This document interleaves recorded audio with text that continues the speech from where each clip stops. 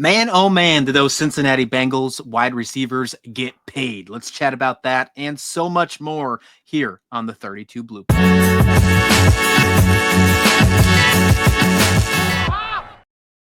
Omaha 32 Blueprint. Welcome in everyone to the NFL experience, the ultimate NFL experience right here on the 32 Blueprint. Be sure to hit like and subscribe as we are going to bring you NFL content every single day, all the way up to the NFL draft, all the way through the summer, all the way till week one kickoff, and so much more. We're not going anywhere, and we got plenty to talk about in this show today. We got three big topics to break down in this show. We're going to break down the Cincinnati Bengals signing their top two wide receivers. What does that mean for the entire rest of the team? And is this team now in a winning window? We're also going to talk some cornerbacks, top salaries, another NFL history signing. I mean, NFL history seems like the words that go behind every new contract these days.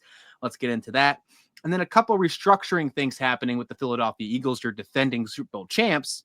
So we're going to finish off and see, is it time to actually worry about this team after winning the Lombardi Trophy? Nick Maravets, welcome into the show. We got a big one for you today. I'm excited. And speaking of big money moves by the Bengals here. I cannot believe the numbers that I'm looking at right now. Insane numbers. Absolutely insane numbers. And let me get to that right now as my screen is all messed up, but that doesn't matter. We are here. Massive contracts for these wide receiver duos. Do you have the numbers in front of you right now? I actually have this shouldn't be the first numbers we bring up, so I won't use those, but they did make a lot of money. I think this might be it per year, maybe? No.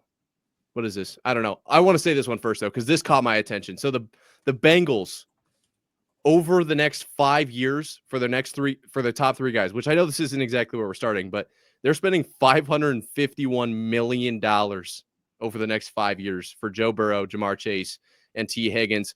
I don't know if you have the exact contracts pulled up, but I do know, I think, I want to say Jamar Chase was 41.25 or something like that per year. He just beat out Myles Garrett, I think it was from Chicago or Cleveland. Insane. I cannot believe that. Huge number. Yeah, so now he is the highest non-quarterback player paid in NFL history. Obviously the top wide receiver, because that's just how it works. Jamar Chase is now under contract for the next 5 years, $182.816 million. And then T. Higgins, they found a way to sign him as well. That deal can be worth up to over $30 million per year in incentives. He is a top 5 paid wide receiver in the NFL. So you're getting two top 5 NFL contracts just to your receiver group. Joe Burrow obviously getting paid as well. This LSU group is getting paid, and obviously T. Higgins as well. But this is absolutely wild. It makes sense that Jamar Chase got paid. Yes. There's no doubt.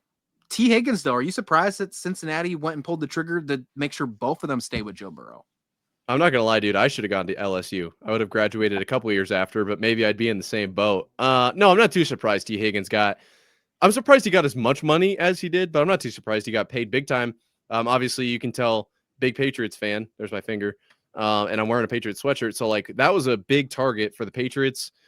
Somebody that we had talked to, well, not me, I'm obviously not in the rooms, but Patriots fans had all talked about, like, we need T. This could be something that elevates this team to the next level. Yeah. And when you think about it, T is kind of the reason in some ways that Jamar gets open, and Jamar is kind of the reason that T gets open. That's that 1-2 combo there. I think I saw T is the highest paid now wide receiver 2 of all time. And there you go. I mean, there's I don't know if you want to dive into it, but the leverage that Jamar Chase gained this year after unbelievable gambling on himself, obviously paid off big time. Yeah, go ahead. But on T. Higgins, I'm not too shocked by it. I do think that he was one of the best wide receiver 2s in the league. And I mean, if you can get him to sign a deal like that, I go for it. Yeah, that's where I'm surprised at. I'm surprised that he signed for, I mean, great, he got some good money, and he's the highest wide receiver 2, top 5 NFL money. It makes you wonder if you would have went elsewhere or got traded elsewhere, if you would have been able to get even more. But he seems comfortable being in Cincinnati. I mean, why wouldn't you want Joe Burrow throwing the football to you? Why wouldn't you want Jamar Chase being on the other side of you? You're basically asking to never be double teamed if you're T. Higgins. So just Exactly. having that fact of being set up, and T. Higgins obviously having a great season as well last year, even with the only 12 games played, he was very close to 1,000 yards. Now he missed time with a hamstring injury, a quad injury, but still an amazing wide receiver group. The biggest question here, though, is like Joe Burrow, obviously the winner here, but when you look at these three players now. T. Higgins Yes. under contract till 2029. Both Joe Burrow and Jamar Chase under contract until 2030. Did we just finally see the winning window set for this franchise? Like, did we just see, okay, the next 4 years, this team has to perform? Obviously, a 4-year span is a huge window, no doubt, especially in the NFL. But is this the moment where you have to make this team a Super Bowl contender in the next year or two to make this worth it? I think this is one of the hardest Super Bowl windows I've seen. Generally, when people say Super Bowl window, my thought goes to kind of like this neon fading kind of idea. Like you can still make some moves as you get towards that back end. Like it's a figment of a thought of like, this is a great time to make a push for the Super Bowl. And like I say that like they're not trying to win it every year, but this one, it feels to me like it is hard set. Like these years, we are clearly trying to win it. And Cincinnati obviously been to the Super Bowl, like fell to the Rams, but it feels like they are going kind of right now. We got to get it, and they're very clearly taking an offensive focus here. And does that pay off? I mean, you tell me, because can the defense stay alive? That's crazy, the amount of offensive money into this team. Do you know who's even on the defense right now? Actually, there is a name that's floating around that I am very curious to see what they will do. Trey Hendrickson. Mm-hmm. Do they sign Trey Hendrickson? Before we get into Trey Hendrickson, though, there's a couple other players that are on this team that you got to worry about. Will they suffer? And that's where I got you right here. I mean, this is your Cincinnati Bengals defense is right here, right? This is all you got left. Oh, my gosh. With this kind of contract. That is awesome. I saw this on social media, and I knew I had to get this in the show. I knew I had to Dude, get it that is so funny. That is, honestly, what positions are they playing, you think? You got nose tackle? That's interior defensive line. I mean, those are your two interior be. defensive linemen right there. There's no doubt about it. Shane Gillis at safety would be just cinema. Oh, my God. Cinema would be the word. I'm guessing what we got from Notre Dame, and would it be an LSU Tiger? Would it be Alabama? Like, where would Drewski probably be from as well? Yeah, Drewski might be an SEC school. We could probably say an SEC school. SEC or maybe like Old Dominion, something like that. I don't know. Okay, all right. So who knows? Do we have Kevin Hart out at corner based on this here?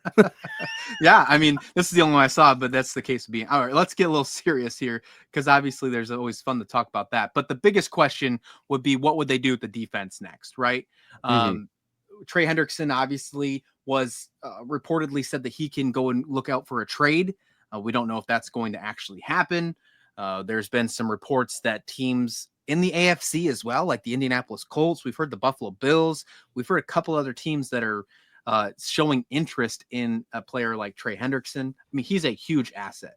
Could you imagine if a team like the Buffalo Bills went and got him after really only missing out on the need for edge rusher last year? Von Miller obviously didn't pan out. They went and got Joey Bosa, but that's a huge question mark. If they grab Trey Hendrickson, I mean, that's almost like shooting yourself in the foot, though, if you're Cincinnati. If you trade that guy to an AFC contender, and then you got to go face him in the playoffs. I mean, one of the biggest issues that Joe Burrow had when they were going up and trying to be a contender was that offensive line. Now they solidified that. The biggest question will be, can their defense survive and move forward with all this money they're paying towards their new big three?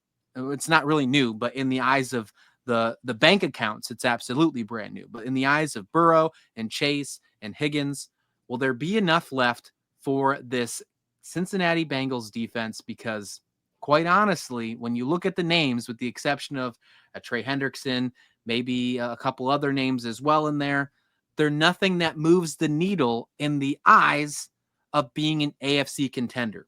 AFC is a super hard conference to make that next step. You still have the Kansas City Chiefs, who aren't going away anytime soon, although we think there could be a possibility of a regression that's bound to happen eventually. The Buffalo Bills are still there. The Baltimore Ravens are itching to move the needle. We don't know what's going to happen with the Broncos and the Chargers, who are taking the next step forward. Your New England Patriots, I think, are on a progression. I think they're still a few years away, but still in the right path. Where does Cincinnati fall right there if this defense doesn't get improved? Well, that's the thing, is like I was looking at the stats for Cincinnati last year because I remember people talking about their defense, and they're very clearly like, if we can score, we can win games. They were, I think this is seventh, 2, 4, 6, maybe seventh or eighth, because it doesn't show me the actual ranking in points per game allowed. They allowed 25.5 points per game. Notable teams in front of them, obviously Carolina gave up the most points at 31.4. So that's only 6 points more per game, about a touchdown. Is that a lot? Kinda, yes. But also Cincinnati struggled to stop teams from scoring. And I'm not going to go into the other statistics because I just don't care enough to.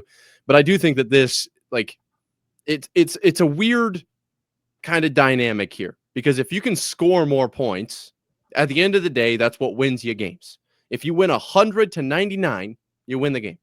But you could also win 1-0, and so that's just the strategy, I guess, that Cincinnati is going with. And the departure from Lou Anarumo obviously is going to make some noise, but they're going to bring in obviously a national title contender in college in Golden, and that maybe that's what makes a difference. I do think that's, on defense, that's where you can get better through the draft pretty quickly.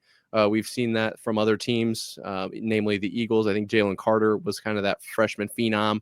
And so I wonder if maybe that's what they're doing here. Like, hey, in free agency, kind of in this period, we're going to go heavy on offense, secure the assets we do have, and try to draft that defense up. That could be a smart play.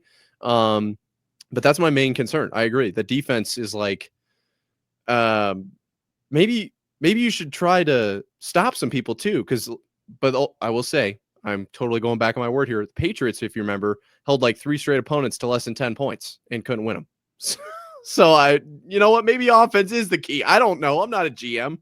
I don't know if offense is the key. Obviously, you have to have a great offense, but tell me a time in the last 10 years, let's just say, where we are going back and talking about the Super Bowl winner, and we didn't say the phrase defense wins championships. Well, look at the Chiefs. Their offense stunk. They were all defense for the last 5 years or whatever it was. Patrick Mahomes obviously is Patrick Mahomes, but it was Steve Spagnuolo. That was how they won these championships. Yeah, and what happened in this last one, right? Mahomes was completely just blown away by the defensive front of the Philadelphia Eagles, which you mentioned, which makes a really good point, was built in the draft. The Philadelphia Eagles, which we're going to dig into later on in the segment, was built in the NFL draft. Can the Cincinnati Bengals do that? If that's the case, then we don't have to worry about this conversation moving anymore. The biggest question will be, can that window continue and move on? And I feel like I'm going to hate saying window over and over again, but the way I'm talking about this is, if you look at Joe Burrow's contract that goes till 2030, it's a 16.51% cap hit. I know I'm getting nerdy here for a minute. Jamar Chase, I like the numbers, though. I like the numbers. His numbers go up to like 8% cap hit. T. Higgins, and this is just for the season. T. Higgins, a 9.38 cap hit. That's over 1/3. That's over 33%. I think it's closer to 34 if you round everything, of just those 3 players on your team. That's nuts. That doesn't leave anything for your defense. That doesn't leave anything for re-signing a Trey Hendrickson that you almost have to build in the draft to have those rookie contracts and then hope that they hit so you can make that next contendership. Now, looking at this team right now before the NFL draft happens, before you even get to see some production of some of this defense, because you have to think that they're going to go all defense. You got to think that they're going to do that because of just where they sit right now. But where they sit right now in the middle of March, is this team a contender in the AFC North, with the Baltimore Ravens obviously being just a few games away from the Super Bowl last year, still being a contender, with the Pittsburgh Steelers? We don't know their quarterback situation, and we can just forget about the Cleveland Browns for this type of conversation. Well, and that's I thought you were going to ask about contender in the AFC, and I was like, they got to get out of the AFC North first. I mean, this is, right. I think they had 8 losses last year, so it makes them 11-8. That's that would win you the AFC or NFC South 9 out of 10 years. Like, that's a pretty solid record right there. And are you kidding me? So making it out of the North is going to be tough for them, and I don't know exactly why that is. This division is very, very good. I don't know if it sits right now. If I would take them, I think they probably. It depends a lot on the Steelers quarterback situation, but they probably fall into third. Just based on the Steelers will probably either draft a quarterback or maybe it's Aaron Rodgers. I don't know exactly what they're going to do for sure, but they're going to probably have a winning season because they got Mike Tomlin still, and the Ravens I don't think are going anywhere. So you got to beat those two teams, and then from there, like you got to hope that the AFC North gets 3 in to get into the dance, and that's really all you're trying to do. But I don't think it sits right now. It doesn't look great for him. That 2019 LSU team is going to probably go down as like the greatest offense of all time. Joe So Burrow fun to signs a watch. 5-year, $275 billion extension in 2023. Justin Jefferson signs a $140 million 4-year extension this past year. Jamar Chase, obviously, that 161 that just signed. And then moving on to this next subject here, the cornerback market has been reset. Derek Stingley Jr. signs a 3-year, $90 million contract with the Houston Texans, and he is now going to be the highest paid cornerback in NFL history. So we have two people changing the market on both the offensive side and the defensive side, and the most exciting positions on each side of the ball, if you will, if wide receiver and cornerback. That happens in the same day. Absolutely incredible, insane. Well, within a 24-hour period, I guess you could say it happened. Derek Stingley Jr., though, he changed the market. I mean, we saw J.C. Horn get a lot of money with the Carolina Panthers. Then Stingley does it with the Houston Texans. My question is it the right move for the Texans to do that? Because it looks like they're in a weird transitional period after moving some of their offensive linemen. You still have to find, again, moving back to the buzzword, the window within C.J. Stroud. You're going to have to pay him. He hasn't got his extension yet. Was it the right move getting Stingley and making sure he's set to go? I think so. Look at what the 49ers are doing with Brock Purdy. Offloaded everything because they got to keep him now. Their window was kind of until his rookie contract was up, and clearly we're at the end of that. So we're seeing the ramifications of – I don't think that the 49ers didn't try to win a Super Bowl. That's not what I'm trying to say here. But if you just don't get it done, then you got to make moves. And so while the Texans do have C.J. Stroud under that rookie contract, let's try to make the most of it. And I saw some people talking about it today, and I think this is a wonderful point, so I'm going to reiterate it. The transition towards running based offenses, I think, could be a very real thing, obviously, with the Eagles kind of making that a very successful thing. And this is a copycat league, so I think it will go across the entire league. We're going to try to see maybe more run-based offense, if not at least getting a stud running back or a stud running quarterback, so you have that running threat out of the backfield. And what does that do to a defense?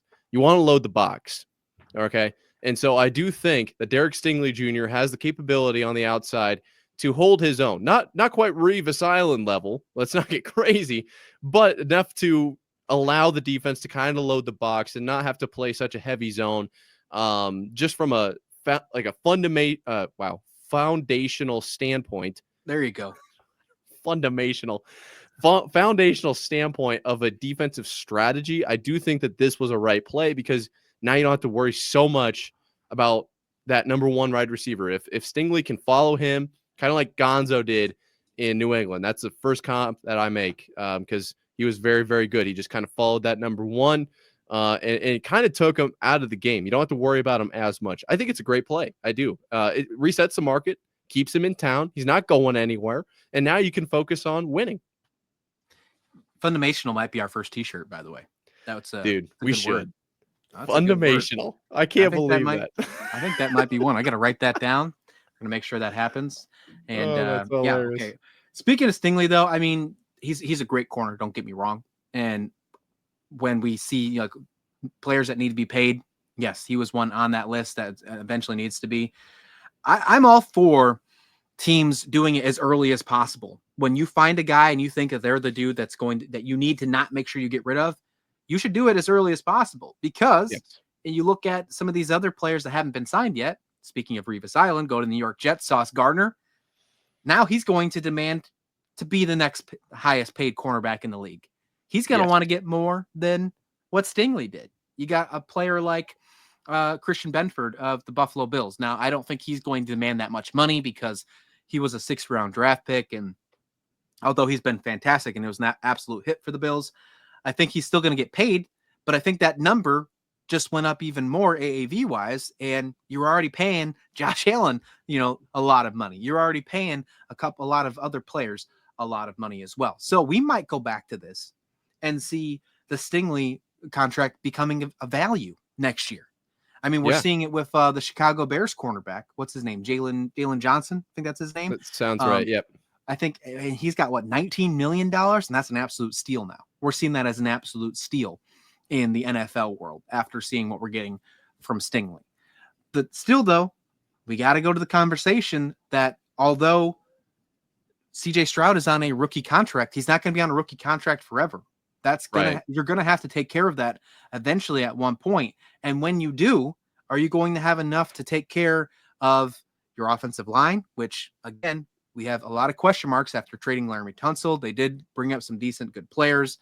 I want to see how that works. I want to see how D'Amico Ryans is going to handle that this next season. I think he did a great job this last year with handling whatever situations he needed to. I want to see what he does with this offensive line moving forward this year in 2025. To me, my eyes just weren't focused on thinking Derek Stingley Jr. had to be the next signee. I'm surprised it wasn't someone like CJ Stroud to get or take care of, because he didn't have the best season in the world. Now, still great. Don't get me wrong. There were some times where maybe people were questioning if you had, dare I say, the yips at some moments. I think that had a lot to do with their offensive line and a lot of injuries to their wide receiver group. Yeah. But in a down year, in the eyes of what CJ Stroud has done over his last couple seasons, this would have been a perfect time, and it still is this offseason, to get an extension done. You know what he's capable of. You've seen it happen last season in his rookie year. If you can get that extension, maybe on a small discount based on his performance before he gets to go prove it again on the field in 2025, I think that might be the best step for the Houston Texans next. Well, that's what they're kind of every franchise is dealing with right now. It's a major gamble on every front. We saw not to go back to it, but the Bengals did this with Jamar last year. Decided not to extend him. He goes out, balls out, triple crown, and then it doesn't help that Myles Garrett's like, yeah, I'm going to get $40 million a year or whatever, $41 million a year, whatever the number was. That's just a chance that you have to take. If Jamar goes out and has an average of about 0.5 receptions a game and whatever, then you get the leverage right now. So that's kind of a gambling game that these teams have to, and players have to kind of play. And obviously in the Texans case, they chose to go with Derek Stingley and get him while they can. On the CJ Stroud front, that's an interesting point. I haven't heard much conversation around signing him this early. I think that they kind of could benefit from going in the 49ers route, kind of extending that out as long as they can and just building around him and not trying to, because we're seeing so often now these contracts are getting restructured after 2 years anyway. So why not just let him ride out the rookie contract? You're not going to get paid, or you're not going to pay him twice. Then you only pay him once, kind of thing. That wouldn't shock me. But the Texans kind of do need to get it done while he is a rookie, right? And same thing with what we're seeing in Washington. Get it done while Jaden Daniels is on the rookie contract. I shouldn't say when CJ's a rookie. When he's on the rookie contract, right. You know what I meant. Build it around him. Then you can go from there. And if you win, you can kind of either offload everybody and attack it from a different angle, or I was going to say, we saw with the Rams, they went through some salary cap gymnastics, to use the term that's been thrown around, kicking the can down the road. It's possible. It's definitely possible to do things like that. So I'd be very interested to see what exactly gets done. I will say the Tunsil trade was surprising, very surprising to me, just given what the team had offensive line-wise last year. But, I do think that this Texans team can compete in the AFC South, and then you automatically get a bid into the dance. So why not, for now, let's take the most of it. Yeah, they're in the best situation in the AFC to get back to the playoffs when you look at all the rest of the divisions. I mean, the Indianapolis Colts, we have a huge question mark. What's going to happen there? I mean, your quarterback is going to be Anthony Richardson, who has questions, or Daniel Jones, who, could resurge his career. I mean, there was playoff Danny Dimes a couple of years ago in New York. I mean, it's possible.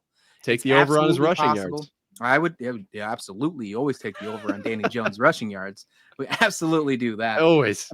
Jacksonville Jaguars, we don't know what's going to go. Trevor Lawrence, has he really panned out? It's been kind of a disappointing. But what's what has his weapons been, right? I mean, Right. and No, then of I course the agree. Tennessee Titans. I mean, the Tennessee Titans to me are just they're a long shot away from getting Their anything. They have to situation. build culture. I mean, there's just a lot of things Tennessee has to do. Houston's in a good spot. I think if they didn't add a single player the rest of the year, I think they would still come up on top as the favorites in the AFC South once the season started. They're obviously not going to do that. They're going to have a draft, and even with their offensive line concerns or question marks we have, I still see them as the favorites going into that division. And that's Yeah. just because how weak that division looks heading into the new year. But there is one thing that we know for a fact, and that is the Eagles were absolutely impressive in that Super Bowl. The Yes. Philadelphia Eagles were insane over the Kansas City Chiefs to win that Super Bowl. I mean, it was what, 34, 31, 34 nothing at one point in the Super Yeah. Bowl. The final Insane. score, the final score was 40-6. Let's not get it twisted. Yeah, it really was. No, there's no doubt. Yeah, you don't look at the box score. Look at, if you know ball, it was Ball. 40-6 or whatever the case may be. Yeah, I'm with you. I will say this: I didn't see it coming. I My didn't either. Dude, my I was so my scared. parlays were Chiefs heavy, man. My parlays were Woo. Chiefs heavy. Me and my buddy always do a fun like P8 P9 parlay just for the hell of it when it comes to Super Bowls, just because why Yeah. not? And we Yeah. won last year. Last year's Super Bowl, we Ooh. hit on a P8. It was great. I think we hit like Oh. $2,500. It was insane. We're like, all right, let's run it back. Let's do it again. Hit a P9. We felt a little. All right, let's be a little Chief heavy here. I think we Yeah. hit 2 of the 9 on the parlay. It was terrible. I mean, Rough day it for the was Chiefs. rough. It was a rough day for me too at the office on that one. But going back to my conversation here, not talking about my parlays and my woes of being a degenerate, I'm talking about the fact that the Philadelphia Eagles, when you win, you get rewarded. And in the Yes. eyes of getting rewarded this time, it was a lot of players leaving and heading in different directions. We saw Sweat head to the Cardinals. We saw Williams go to the Patriots. We saw plenty of players moving in different directions after this defense just basically put on an absolute masterclass on the Oh, yeah. world's biggest stage. I mean, there's no doubt about it. I Clinic. think players and teams and organizations are changing the way that they think about football because of that game and that game alone. We just saw the Chicago Bears building in the trenches, and it's not only to protect Caleb Williams, it's because they want to find a way to mimic what the Philadelphia Eagles did. You cannot convince me otherwise that is what they're doing. And if you disagree, debate a door. I mean, that's what I think. That's what I think, right? I think you're right, dude. I'm not debating any doors. You shouldn't, because doors don't talk back. But regardless of it, let's go back to this. Lane Johnson, the reason I'm getting into this, and I know it took a long time to get to this conversation, but the reason I'm getting into this is on Monday, Lane Johnson agrees to an extension through to 2027 season, and he gets paid. He absolutely gets paid, reworks his money. According to Adam Scheffler, he reworks his contract to add $8 million over the next 2 years and an additional $30 million in guarantees. That means that Johnson, who's 35 years old, by the way, or soon to be 35, will be this season, will earn $48 million over the next 2 years, including $40 million guaranteed.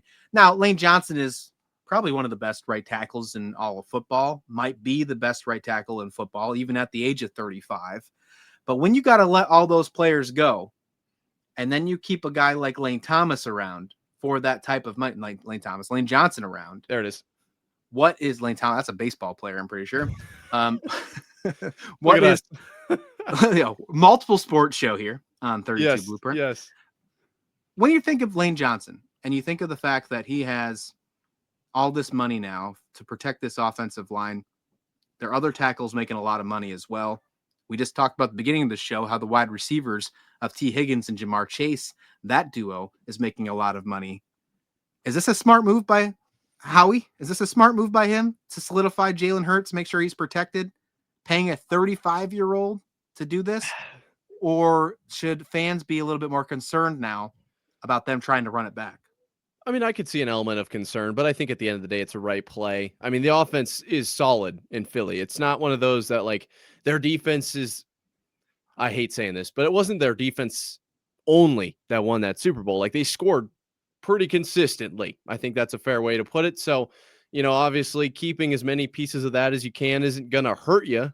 It might hurt you in the cap wise, money wise, but from an actual standpoint of who's on the field, It's not like you're keeping all of the Carolina Panthers offensive guys. Like this Oh, was a okay. unit that was solid. You had Saquon, obviously Hurts, and Brown and Smith on the outside. Like this was a pretty solid unit. So if you can keep that intact and go out and score points next year, go for it. And obviously with the run attack that the Eagles kind of focused on, the offensive line pretty important in that. And so getting Lane Johnson back, I do think is it's big from the field standpoint, but I also would like to keep in mind here the veteran status of Lane Johnson could be taken into account here if they start to build through maybe the draft or who knows, whatever, on their offensive line, getting ready to reload in the next few years. You've got an absolute weapon, veteran-wise, reps-wise, in Lane Johnson that can teach these guys, because that's a very real thing, right? You come into the league, you don't know how it all works yet.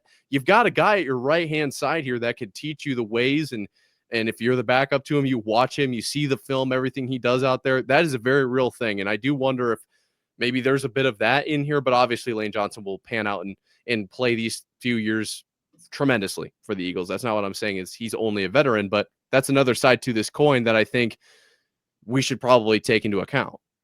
Yeah, I mean, Philadelphia takes care of their veteran linemen. We just saw them do the same thing a couple of years ago with Jason Kelsey as well. So, Yes. I mean, they kind of reward to be them being loyal. And although that's a lot of money for a 35-year-old, if he was on the free agent market this year, when you look at how some of these other offensive linemen got paid, it might not have been a 2-year guaranteed deal, but I bet Lane Johnson would have got paid around that same amount of money, if not more, for about a 1-year prove it deal, or not prove it, but like, hey, we know your age.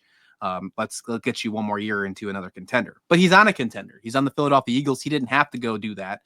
With that being said, when you look at this Philadelphia Eagles team, and you mentioned they can continue to build through the NFL draft. They've lost a lot of players, but they've built very well inside the draft over the last few seasons. Very Dare well. I say, and I know what you got, the flag sitting behind your back, so this one might feel a little bit deep to the heart here. But has the Eagles kind of taken the reins as this new draft guru, something that Bill Belichick had in New England? Over the last couple of years, it feels like Philly's kind of stealing that from you. I don't know if I'm in the same boat. I feel like Bill Belichick wasn't very good at the draft. He was good at finding talent, but he wasn't the best at drafting, I don't think. So I do think though that whoever you're taking it from, the Eagles have figured it out. They have it. Whatever the formula is, and it's sweet. I'm not going to lie to you. I freaking love watching these guys pan out, because I can't tell you how many guys get drafted and we just never hear of them again. Like Laquan Treadwell, Treadmill. I want to say Treadmill. I think it's Treadwell. Treadmill, put it on a t-shirt. We got Laquan 2 t-shirts. Treadmill. Bang! Oh my 2 episodes. God, we got 2 t-shirts in 1 episode. Look I at love that. it. I love it. But yeah, Laquan Treadmill. Treadwell. Yep. But he had 10. I think he's played 10 seasons now. Yeah. And he came out of Ole Miss, and I was like, this guy is going to be the real deal. Like, he is going to be awesome. First-round And then pick. you just never really heard of him. And I don't love that. So, and I hope everyone has the most success and makes the most money. Like, that's kind of my mindset towards it. And so I do love when these guys get drafted to a team like the Eagles, and we immediately see Jalen Carter making just big time impact. Like, that is so cool to me. And so I don't even care if you're saying he's taking it from the Patriots or they are taking it from the Patriots. Therefore, like, that doesn't even bother me. Like, I hope everybody gets drafted is like a top A-tier talent, just because it's so cool to see the transition from college to the NFL, and the Eagles seem to have mastered it. Whoever they pick, look out. They will probably make some noise. It is only March, and I already know that I'm going to build an entire episode, an entire tribute video, New Year's. It's going to come out New Year's Eve of 2025. That is going to be all your bloopers, and it's going to start off with fundamentals. It's going to start off with fundamentals and treadmills, and it's going to be absolutely insane. I can't wait for that. I'm going to start. Oh. I'm going to build that up. I probably shouldn't even told you, but you know what? I think I already gave you enough fun for today, not showing you that Bengals photo of Drewski and Shane Gillis. So that was funny. That was great. And I'm not gonna lie to you. There's gonna be more of that. So if you're watching and you enjoyed that, it's coming. It's a thing that happens. So shout out Laquan Treadmill. Shout out. I love it. First round pick. Awesome. I think he went to the Vikings first. I think that's where he went. Yep. And Yep. If I remember, I remember his name getting drafted as well. I thought he was going to be tough. Thought he was going to be real good. I mean, but he's played 10 years in the league. So, I mean, he's found a way to stay relevant, and that's a very tough thing to do. That's a I thought he was very going to tough be thing what to do. DK Metcalf is now. I thought that that's what he was going to do. And I think DK came out of Ole Miss too, didn't he? I can't remember. I'm not afraid to be wrong, but let's just say yes for that fact until I look. Yeah. I mean, it's coming from the guy who said Laquan Treadmill, so it's not really that deep. But I do think he came. He went to Ole Miss. Yeah. Yeah. So I thought it was going to be a similar type of deal, and it was just kind of like, man, I really wish. And shout out to him for sticking around for 10 years. Like, that's not common. I'm not like downplaying his career by any means. It's just that when that 10-year thing came up, he was in my algo, and I was like, oh yeah, I remember him being drafted and me being like, this guy could be legit, and then it didn't pan out. So shout out to the Eagles though for figuring out whatever their algo is, whatever their draft process is. It seems to be working right now, and that could be what gets this team back to a Super Bowl, very realistically. And then you sign Saquon, obviously, to that big deal. That's a big piece of it. Hurts, obviously. And then A.J. Brown, like they just have all the weapons, it feels like, on offense. And if they can just keep building through the draft, that's what makes dynasties. That is what it is, because you can't pay everybody. And rookies are on those rookie deals. That's where you build these long tenures. That's how you extend your window, if you want to keep using that term. Yeah, but you can pay Darius Slayton the same amount of money that you would have paid Saquon Barkley. So, I mean, that's what builds it, right? Shout out New York Giants, 2 episodes in a row, letting you guys know 2 episodes in a row. This was fun. Hey, before we wrap this one up, let's finish up this Phillies conversation. Would you, if you're a fan of the Philadelphia Eagles right now, obviously I know you're not. Looking at that flag behind you is red. It's not green. It's not Kelly green. Regardless of the fact, we are 32 Blueprint. We talk about all 32 teams. We try to not be biased because, I mean, it's still a chill conversation here. Yeah. Should fans be any type of concerned? Should they be concerned about your Eagles where you sit right now? Obviously, you got a Super Bowl under your belt. So whatever happens this year, you got the ring, whatever. Yep. But for running it back after losing all these players, is there a concern that it's going to be tough to do that? I mean, look who's in your division now. The Washington Commanders were just a few games away. I mean, in the NFC Championship game, and they got a heck of a quarterback in Daniels as well. I think they're building really good. They just got Laramie Tunzel. If you're the Eagles, are you nervous for Washington? Yes, for Washington, but also on the same side, I do think that this team, like, where were the Eagles at the end of last year, beginning of this year? Like, the mindset around that team was, okay, they just completely lost it.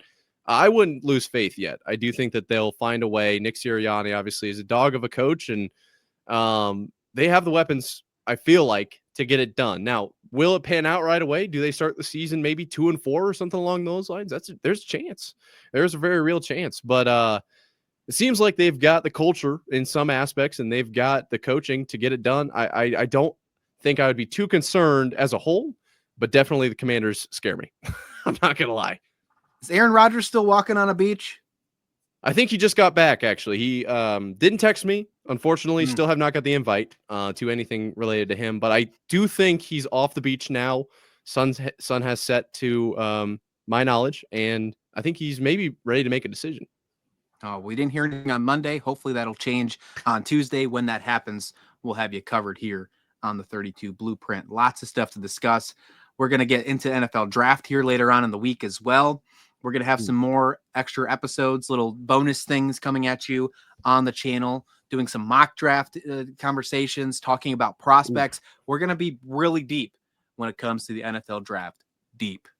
Don't go anywhere. Deep. Don't go anywhere, because we have all the fundations. We have the treadmills. We have everything you need here at 32 Blueprint, the ultimate NFL experience podcast right here on YouTube. So make sure you hit subscribe. Leave a comment below. Join this conversation. If you have a question that you want answered, we'll answer it on the show. We'll be in there. Yeah. We are ready to roll. All right, folks. We'll see you back here for another episode tomorrow. See you later.